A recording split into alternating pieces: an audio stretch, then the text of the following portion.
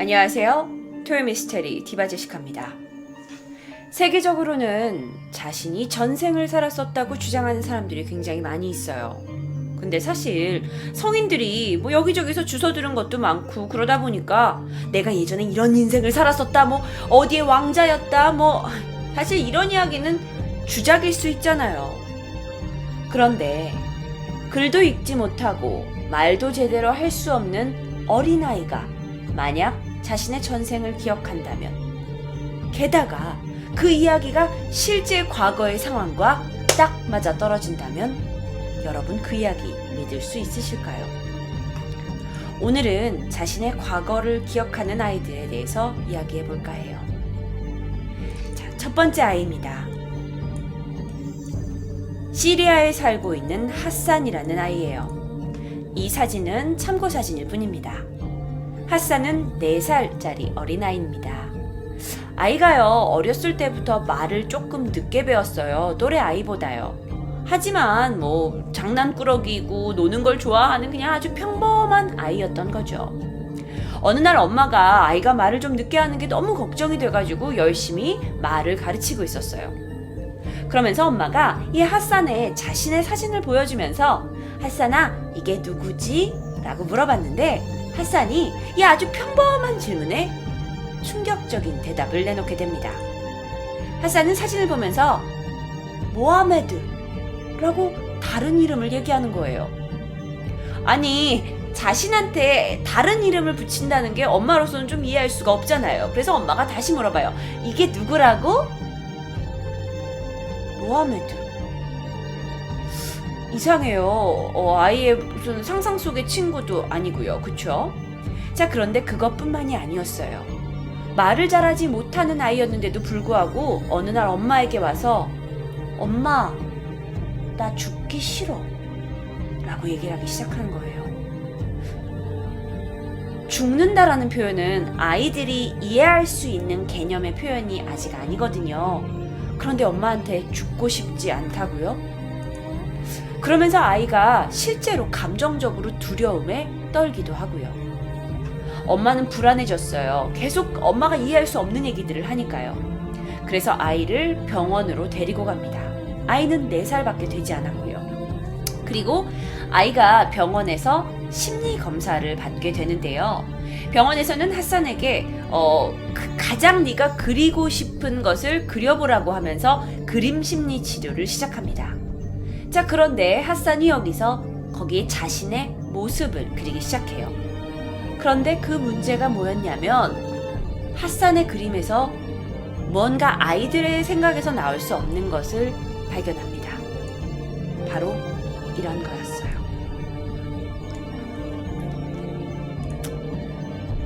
아이의 그림에 의사 선생님도 부모님도 큰 충격을 받아요. 그림에 대해서 아이한테 설명을 해보라고 했어요.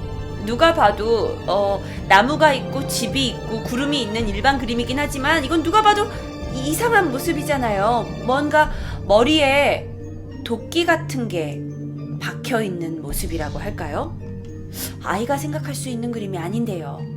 그런데 하산이 이렇게 얘기합니다. 모하메드라고 얘기해요. 의사 선생님이 심리치료를 통해서 하산이 무엇을 생각하면서 이 그림을 그리게 됐는지 좀 더 알게 됐어요. 하산의 주장에 따르면 하산은 원래 모하메드라는 이름으로 불렸었고 누군가가 내리친 도끼에 머리를 맞아서 죽었다고 이야기를 하고 있는 거죠. 하산이 사실 얼굴에 그 붉은 반점이 있는데요. 그 붉은 반점은 이 전의 삶에서 도끼에 맞은 자국이라고 주장을 했어요. 하산은 사실 말을 조금 더 할 수 있게 되면서 점점 구체적인 이야기들을 하기 시작했는데요. 전생에서의 이름이 모하메드 빈 칼리드라고 설명을 하고요.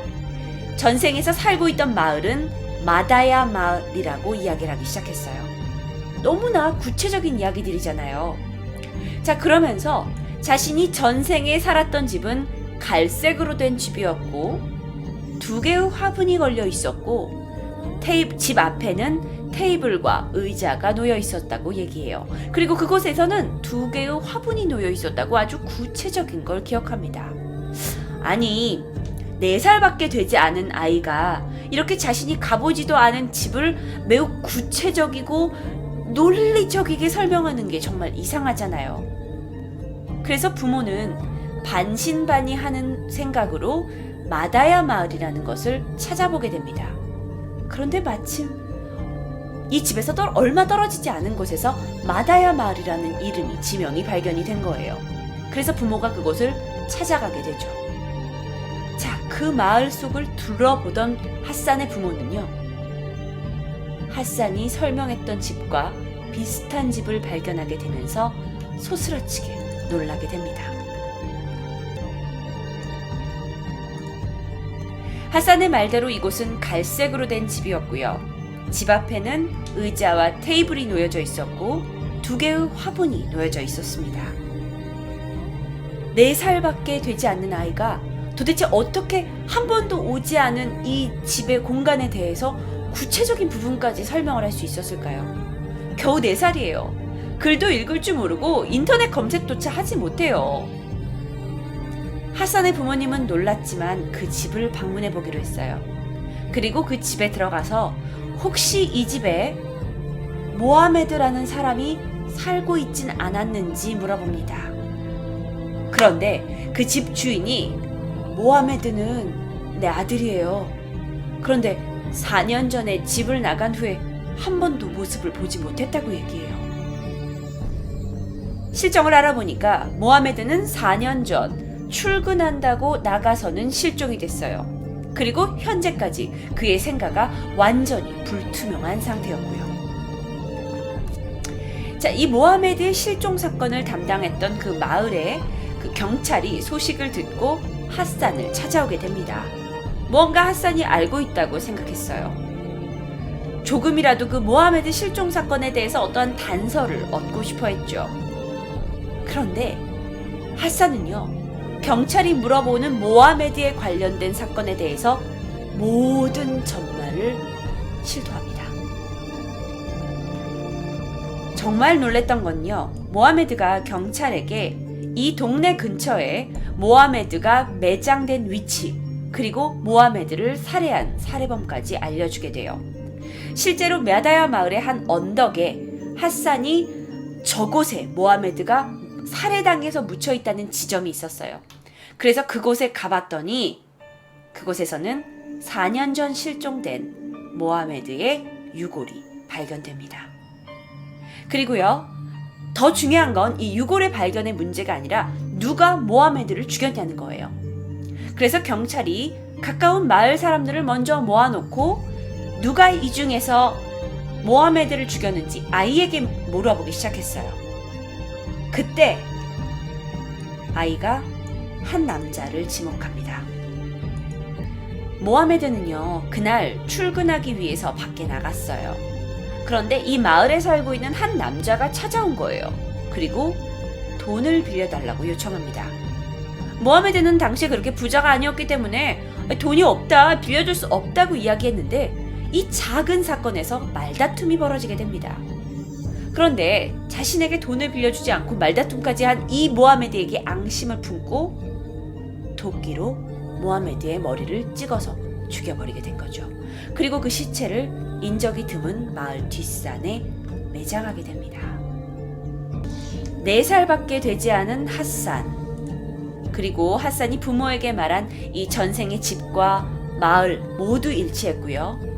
그 일로써 자신을 모하메드라고 주장하는 이 전생의 자신을 살해한 살해범까지 체포하게 되었다는 시리아에서 있었던 실제 사건입니다. 정말 놀랍고도 충격적인 전생 이야기죠. 자, 그런데요, 만약에 우리 모든 지구에 있는 사람들이 전생을 살았더라면 우리 모두 그 전생을 기억해야 해요.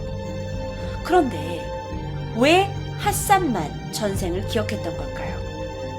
아니면 이 모하메드라는 사람이 너무나 자신의 죽음이 억울해서 어쩌면 다시 새로운 삶을 태어났을 때 절대로 자신의 죽음을 잊지 않길 원한 건 아닐까요? 우리가 이야기를 통해서 모하메드가 핫산으로 환생했다고 믿을 수 있는 거죠. 어쨌든 영원히 미해결의 사건으로 남을 뻔했던 살인 사건이 핫산으로 인해서 살인범을 손쉽게 잡을 수 있었습니다.